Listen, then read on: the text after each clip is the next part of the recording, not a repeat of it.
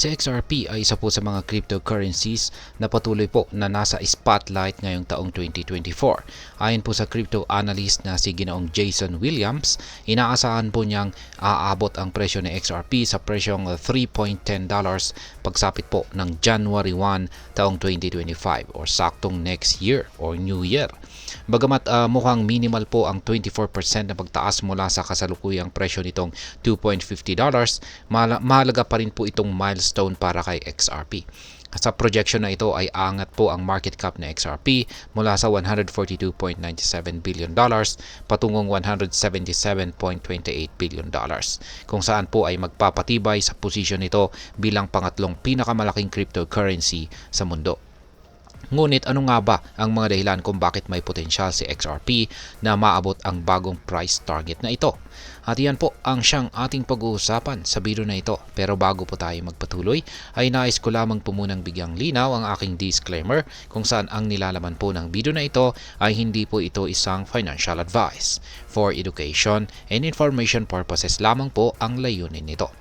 Yan, umpisan po natin sa mga bagay na maaari pong magtulak sa presyo ni XRP.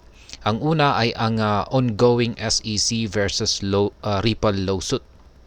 Ayan, isa po sa pinakamalaking usapin na nakakaapekto po kay XRP ay ang kaso nito laban sa SEC or Securities and Exchange Commission. Habang unti-unti pong nagiging positibo ang development sa kaso na ito, lumalakas po ang kumpiyansa ng mga investors. Ang maganda pong balita tungkol sa kasong ito ay posibleng magdala ng malaking pagtaas sa presyo ni XRP. Ayan, pangalawa ay ang institutional adoption ni XRP. Dumarami po ang mga institution na nagpapakita po ng interest kay XRP, lalong-lalo na mula nang maipasa ang RLUSD stablecoin. Ang RLUSD ay isa po itong Ripple-backed stablecoin. At ito po ay nagdulot ng halos 9% na pagtaas sa presyo ng XRP nitong mga nakaraang linggo. Ang adoption po nito ng mas maraming malalaking kumpanya o ang listahan nito sa mga or pagkakalista nito sa mga major exchanges tulad po ni Binance ay maaaring magdulot po ito ng mas mataas pang presyo ni XRP. Pangatlo ay ang XRP trading volume at saka ang market dominance. Sa kasalukuyan ay ang trading volume po ni XRP ay tumataas ng 54.25% sa loob lamang ng 24 oras kung saan ay umabot po sa $19.23 billion.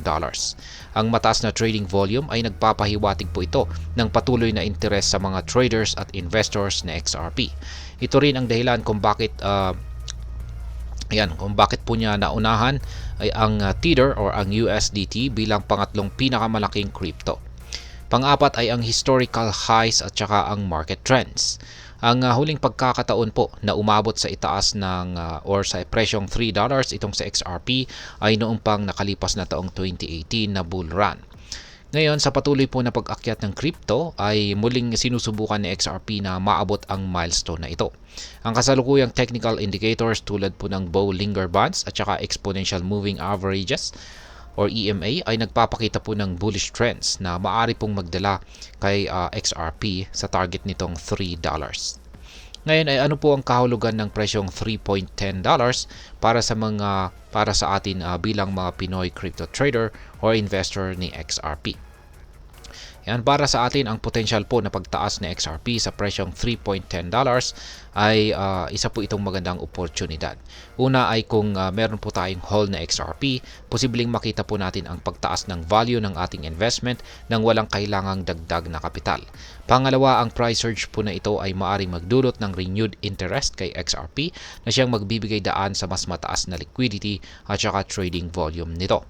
Sa local setting ay mas madali pong makilahok or makijoin ang mga Pinoy sa crypto trading dahil sa pagdami ng mga platform na accessible tulad po ni Binance at saka Coins.ph.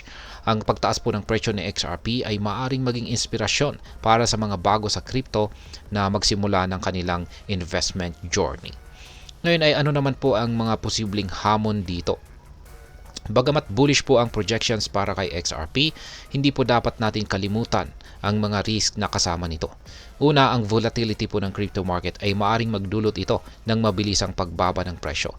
Pangalawa ay ang regulatory landscape dito sa Pilipinas ay nananatiling hamon para sa mga gustong mag-invest ng malakihan. Kaya't mahalaga po ang tamang risk management.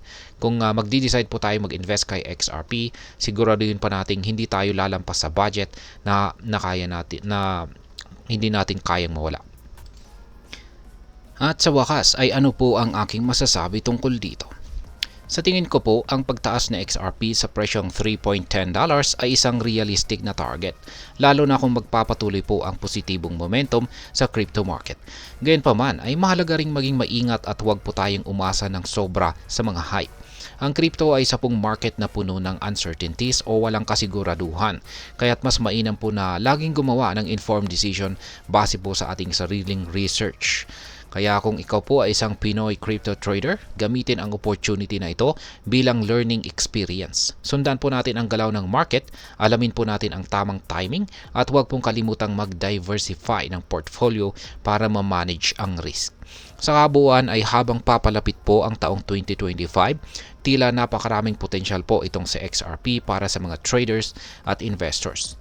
Ngunit tulad po ng anumang investment, may mga hamon at panganib o risk na kasama ito.